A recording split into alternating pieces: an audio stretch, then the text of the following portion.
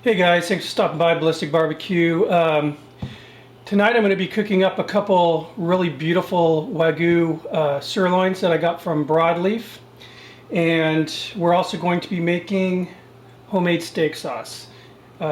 Tastes pretty similar to A1, just a little bit. It's got some of the same flavors.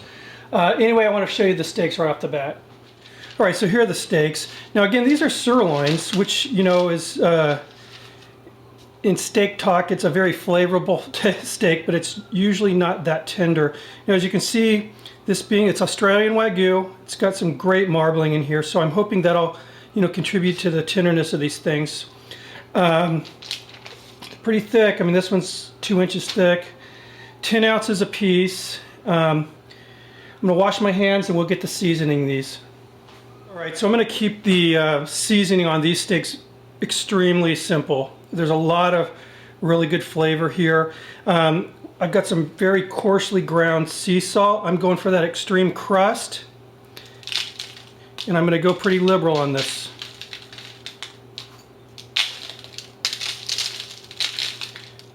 I'm actually cooking this on an island grill stone that I got from Gary. Gary sent it to me from Cooking Outdoors channel. So thank you, Gary. I'll have a link to his channel. He's actually got a site where he's selling these. It's going to be my first cook on it, and I'm extremely excited about this. It's cooking very primal on a piece of lava rock.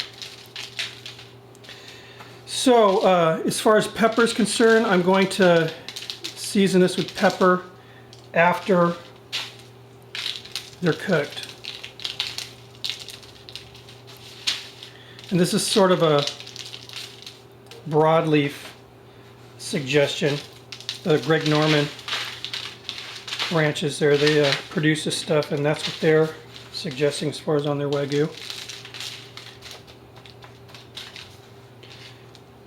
Alright, these steaks are ready to cook now. Prior to showing you that segment, what I'm going to do is take you to a piece that I shot this morning when I was making this homemade steak sauce.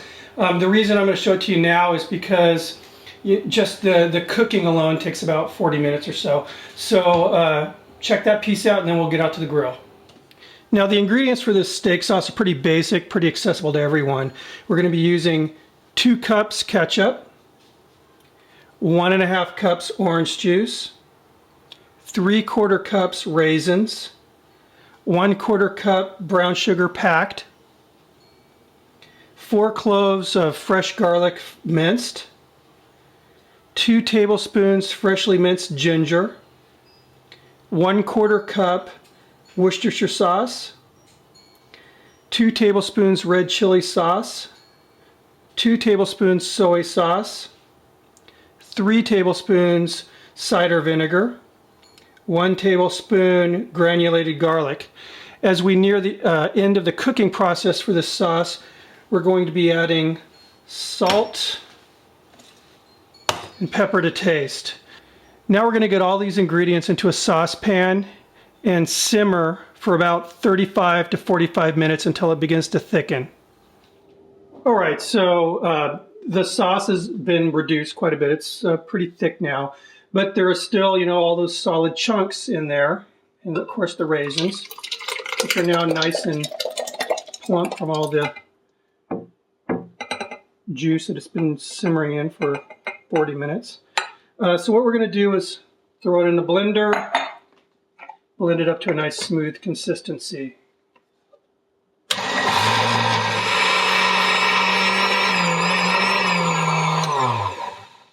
Alright, now we're going to let this cool, and we'll get to grilling those steaks in a little bit. Alright. And here is the island grilling stone. It's a big old slab of lava rock. It's all been seasoned, preheated and everything. Now I'm going to cook this as Gary suggests, and that's with the lid on. And I'm going to let these guys rock on the rock, I guess, for probably about 5 minutes, and I'm going to flip it. So we'll check back in about 5. Alright guys. And I wanted to explain something too. I I'm cooking these longer, or excuse me, a shorter amount of time than I normally would if I was cooking on an open grill. And that's just simply because the way these are being cooked, they're almost being roasted, you know. Really nice crust going on here.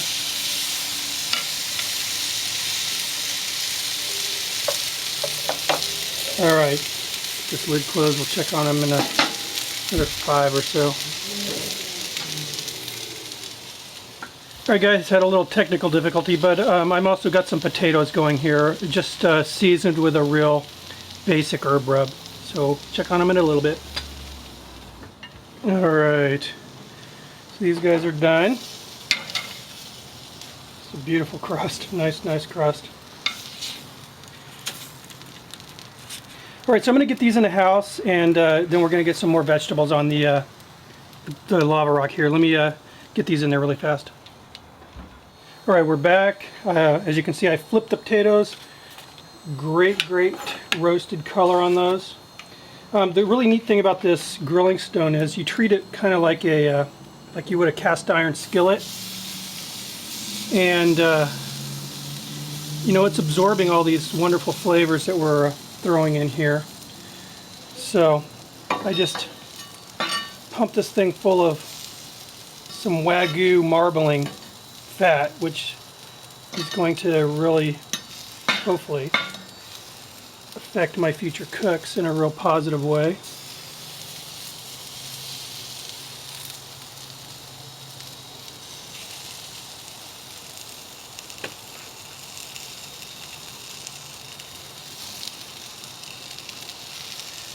Alright, we'll close the lid, let these rest. They should be pretty much done by the time the steak's ready to plate up and eat.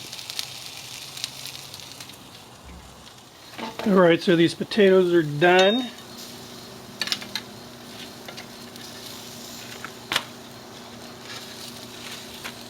These look good.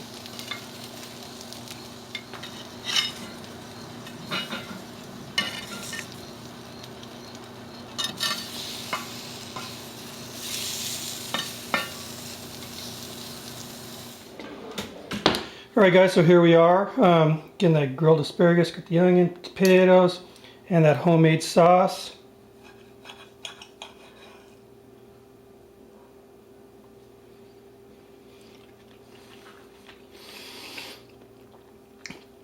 So this is the most tender sirloin I've ever had in my life. So the Wagyu definitely makes a difference. Cool thing about this is, it's, as far as Wagyu is concerned, it's pretty inexpensive. This was 2 steaks, 2 10-ounce steaks for 25 bucks. So now, of course, there's shipping involved, but you know, for the Wagyu experience, it's a pretty good deal. The Island Grilling Stone, killer.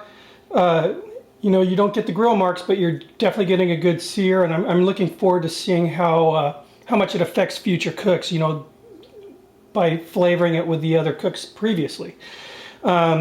Check out Gary on Cooking Outdoors. Great guy. I actually just recently started to get to know him personally, kind of. And he's selling these the Island Grilling Stones. So check out his site. It's fun. I think it's going to be neat experiencing different cooks on that big old slab of lava rock. Anyway, guys, I'll see you on the next video. Thanks a lot.